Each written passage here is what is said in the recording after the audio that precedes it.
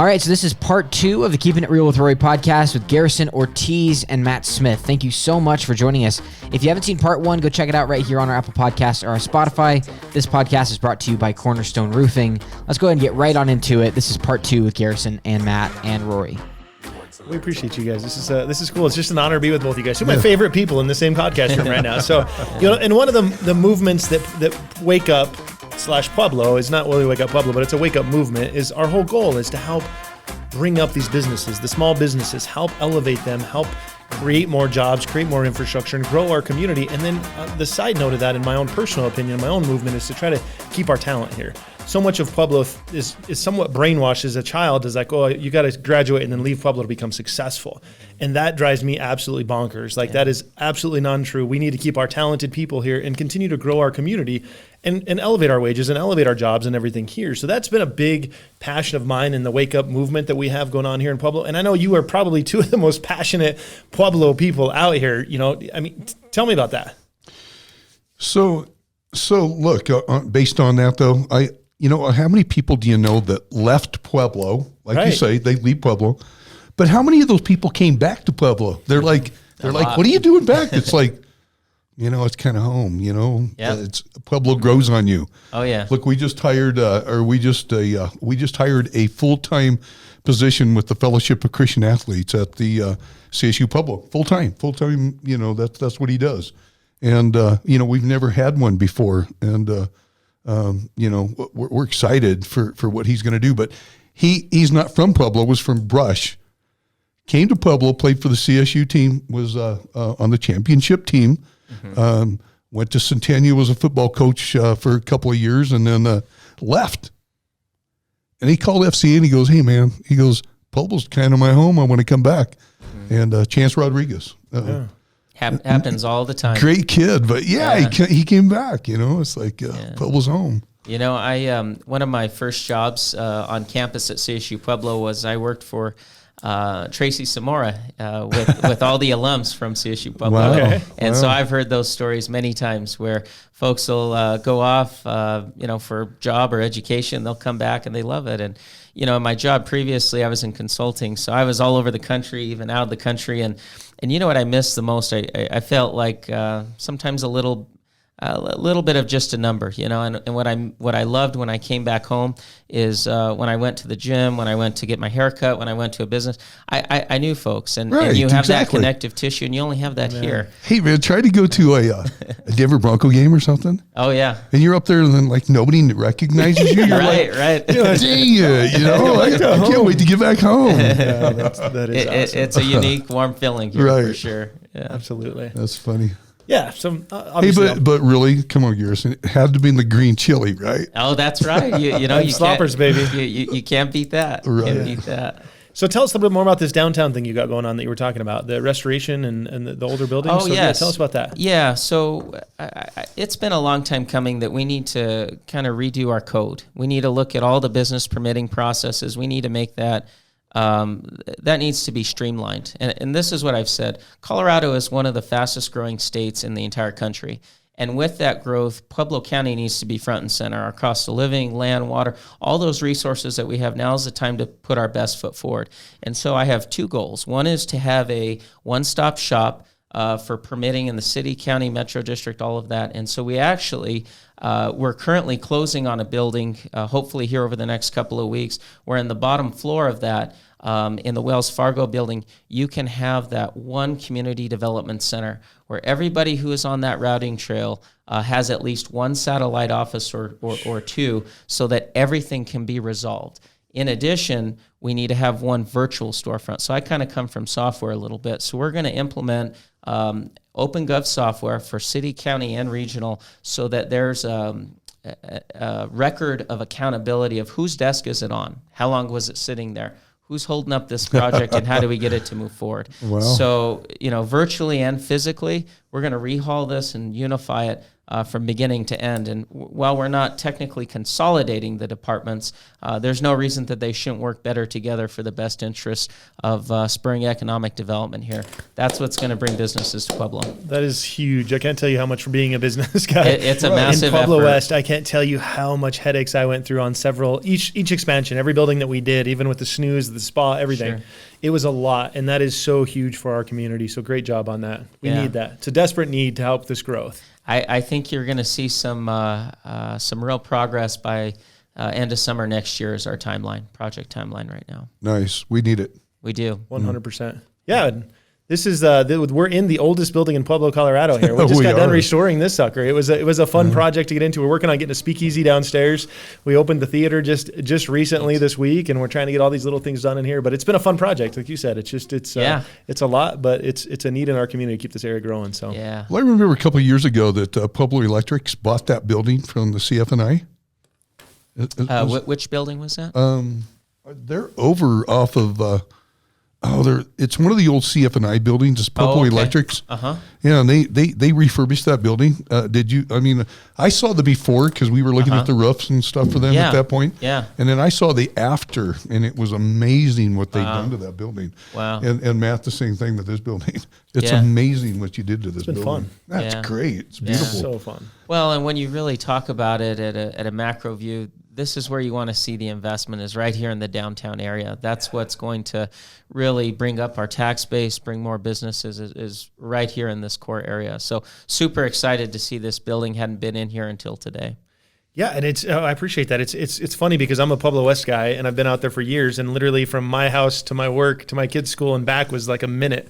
So I was so spoiled that I wouldn't go 5 minutes outside of Pueblo West until we came down here. In the last couple months, I walked to so many different places to lunch now, and I'm like, I love this feel, this culture, this community down here that I was missing out there. I was missing that.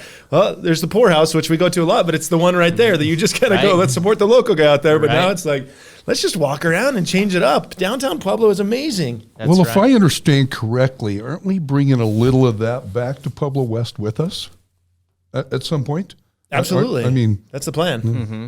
So yeah. I think when you look at the number of permits pulled for single family homes, when you look at just from a pure capital investment and the growing population, we'll see the 2020 census here pretty quick. But Pueblo West is really taking off, and a very exciting thing. They're building a house on every vacant lot. Yes. I mean, it's amazing. It is. For years, 15 years, I've noticed, it's just kind of like, you're in rural district, and then all of a sudden it's like neighborhoods are springing up, Right. So, yeah, it's crazy. Yeah, it is. We need the commercial side now. So if anybody out there is listening that wants to open a business, it is perfectly set up for any successful business in Pueblo West. The residential is unbelievably booming, and they need some places to go. And it's going to get easier to get you permitting. It sure will. It sure will. We're working get a lot easier. We're working darn hard on that. We got a task force of about 30 plus people, and we're moving. So awesome. It's been great. So what do you guys see the next couple of years in Pueblo? I mean, give me your snapshot of the next couple of years. Where are we headed? So I'll give you a high level snapshot. What I see is we have the Joe Martinez extension. We have the jail that'll be put in there. That's paramount for public safety. But we also have a list of 20 capital improvement projects that date back to 2016 that were approved by voters countywide, and which includes the Aquatic Center and some other exciting things. Right. I think you're going to see this coming year with the cost of money lower than it's ever been. Our board really geared towards revamping business permitting processes. I think you're going to see us take off. I think you're going to see, as the state of Colorado is growing, Pueblo County is going to be made a place of choice. And what I forgot to mention on our other community development project is after we do that heavy lifting, we need to start a national campaign and go out and say, and the slogan has been, Pueblo County means business. We want to be able to say, and you'd laugh me out of town right now, but next year, this is the goal, Pueblo County needs to be the fastest place to start a business in the state of Colorado. Nice. We need to have a business-friendly environment, and we need to bring that economic opportunity here. If we want our city and county to grow, there has to be economic opportunity for everybody. So for those kids that were coming out of college, a couple years back for us, and I think you're about 5 years out or so. They have to have opportunity, and we need to ensure that we continue to create that. And I just want to say I appreciate all the things that you both have done for our community through this challenging time. But we're going to come out of it next year. Amen. 2021 is going to be huge for us. Well, I agree. Well, I can't wait. I mean, everything's up, right? It is. Yep. Pueblo up. Absolutely. Yeah. Any other last things you want to talk about really quick? I don't. Hey, the thing about it is if you need roofing needs, like Garrison did, call Cornerstone Roofing. Absolutely. I think Matt called Cornerstone. Yep. Not too long ago, he came right out. I called him on one day, and he had the colors in my hand by that night. Which color do you want? They'll be out there tomorrow to install it. It was that easy and that quick, so it was an awesome, for sure. Cornerstone Roofing, for sure. Sure is. Can't say enough amazing things about you, and besides your business, the amazing things you do for our community. And your new records and you're on every board that you could possibly be on in this town in a leadership position, making sure you make a difference. So. Look, I'm kind of probably like Garrison. Matt or yourself. I feel that Pueblo gave me the breaks that I needed with Cornerstone Roofing, and I don't take that lightly. I want to give back to the community that trusted in me. So and I think you would probably agree. Both of you. Same here. There's been a lot of things I was able to accomplish here that you couldn't just do anywhere. Pueblo is a very special place. Had a full ride scholarship to the university on the cane, and nice. And I just every time I get to work on something, it feels good to make this a better place than when we started. I had a quick question for you before we end up. Yeah. Tell me about the name Cornerstone. How did you choose that name? Oh, Garrison put me on the spot. You really want to hear that? You want to hear the real story behind it? Yeah. Absolutely. Yeah. Oh, Lord have mercy. So, look, I was dead broke, really. I was dead broke. And I had worked for a family that owned a roofing business for years. Years. That's what they did. But they traveled around the country, and they used to follow hailstorms and I had some problems, personal problems of my own, and so I kind of quit working for them, and I did nothing, and for a whole summer I swept garages, I cleaned gutters, I do a little roof repair here and there, and I was in church, I was in Bible college, and I was just learning a different way to live, put it that way, and I didn't have a dime. And so I heard, I was praying one day. I heard God speak to me, and he said, start your roofing business. And I started laughing. I'm like, that's a good one. With what money? And of course, then I heard, call it Cornerstone. And then I'm like, wow, God really must be serious. And so then I start reasoning with God, right? With like everybody else does. How about a cornerstone, God? That's first in the phone book. And it's funny, guys. I heard as clear as day, do you want to be first in the phone book? Or do you want what I have for you? And it's called Cornerstone, guys. I said, I'm sorry. Cornerstone Roofing it is. And so, I realized that... and I hate to get on the soapbox, but that he owns the cattle on 1,000 hills, and those were all the gold is buried. And so it was like, there's always a remnant. Cornerstone is always busy, and that's the reason. One of the other big reasons that I give back to the community that I live in is because I feel like it's just the right thing to do. Yeah, so that's inspiring. That is huge. That's great. Fantastic. Yeah. So, anybody want to take a stab at what's going to happen on this election this week? Anybody want to talk about that? Anybody want to talk about that at all? This is a little political going on here. I think I'll do okay. I say my prayer is no matter what the outcome is, that we can kind of unite a little bit one way or another. It's a scary divided area in this world right now. I agree. I think that for all projects, especially locally, and I can tell you, I've worked with all of you and others out there that, everybody's from, different political stripe, but when it comes down to it, a majority, I'd say 99% of our projects are nonpartisan, and in local government, and it's really about working together and being effective and Right. moving the community forward and bringing us up. So I really hope we can get back to work and put our Get back to differences work. aside. I agree. I totally agree. I So agree. what's the key to doing that on a national level?